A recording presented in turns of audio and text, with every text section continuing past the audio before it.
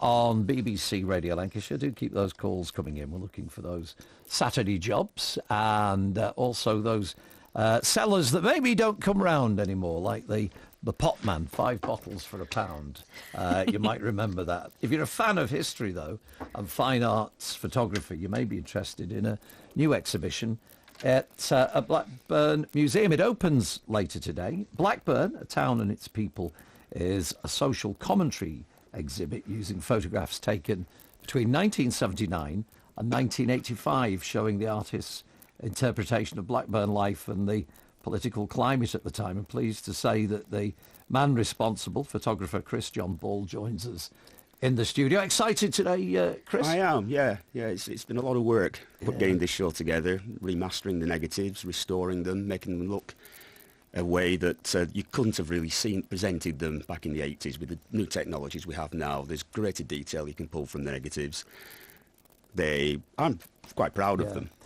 So a mixture of old and new here. It is. It's a mixture of the old technologies, old for large format film, medium format film, now all been digitised. With software we can use now, we can really correct exposure mistakes, which, we don't like to say we make mistakes, but now, Photoshop's great. I'm very proud of it. It's a nice little collection of images. So 79 to 85, 6 years. What was life like in Blackburn at that time for you then as a photographer? Politically, Thatcherism was starting to bite, so there's come full circle now. I liked Blackburn. I liked everybody was warm, inviting. Whenever I photographed at Blackburn 3-day market, when I was photographing the police station, they opened themselves up. The old classic cinema, which is now gone. I went behind the scenes, photographed the projection rooms. Everybody, anytime I mentioned I was trying to do this project, everybody was keen to get involved. Nobody said no. And it was an important part of my own artistic advancement in my career, and that's why I'm really proud I can revisit it and re-show it. And it's going to be hopefully shown in other places around the country, but I had to have it launched in Blackburn. Are you a regular visitor back to the town? Not as often as I want to. I'm a disability activist because of this, and that means my mobility is a little bit impaired, but I do a lot of my work is taking with a group called DPAC, Disabled People Against Cuts, and we do demonstrations trying to get government to change their policies, which are not been very good towards disabled people. I'm aiming to get back more because I would like the idea of re-looking at the show and re-photographing Blackburn as it is now. I'm quite shocked at some of all the changes. I was going to say, you were looking for the subways, weren't you? I was looking, yeah.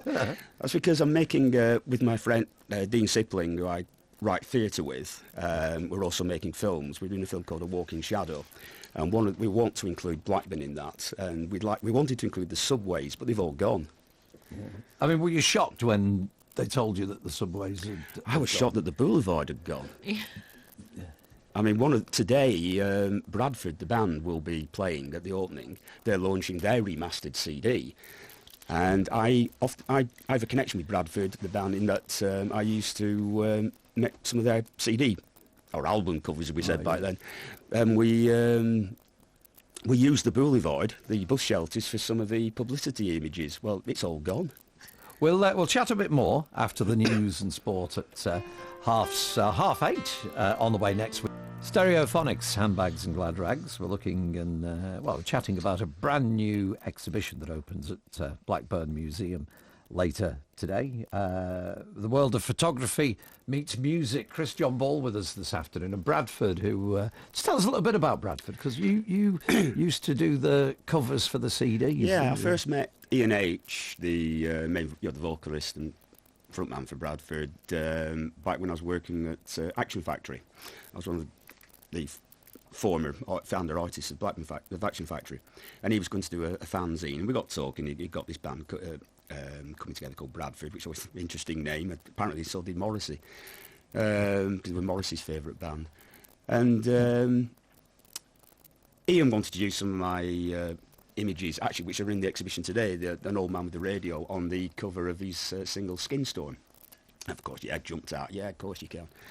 And I ended up making photographs of the band for publicity and for posters and things like that. Some of the shots we did were in the old Blackburn Boulevard, which I was, when I got off the train, I was shocked to see doesn't exist anymore.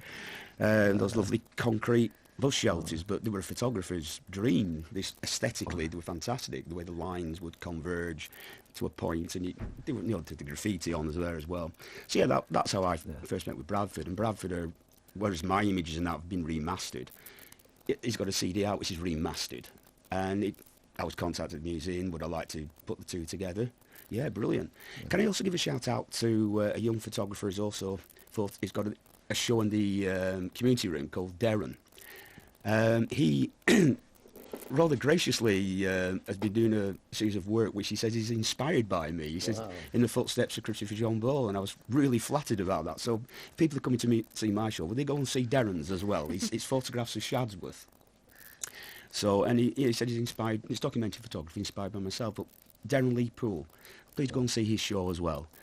So yes, today Ian's going to be playing, and then afterwards there'll be a Q&A organised by Fergal Kearney of the magazine Louder Than War, and that will be a Q&A between myself, Ian and Ewan from the band. So I'm looking forward to that as well. And the exhibition runs for quite a few weeks, doesn't it? It's about 3 months. 3 months, yeah. People have got time to see it. Yeah. Any particular reason the museum, in particular, that you've chosen to do this? Well, when I first launched the exhibition back in the 80s, it was at the Lewis Textile Museum, which again has gone. Yeah. But I want the exhibition to tour, and we're looking at that. But I wanted it to start at Blackburn.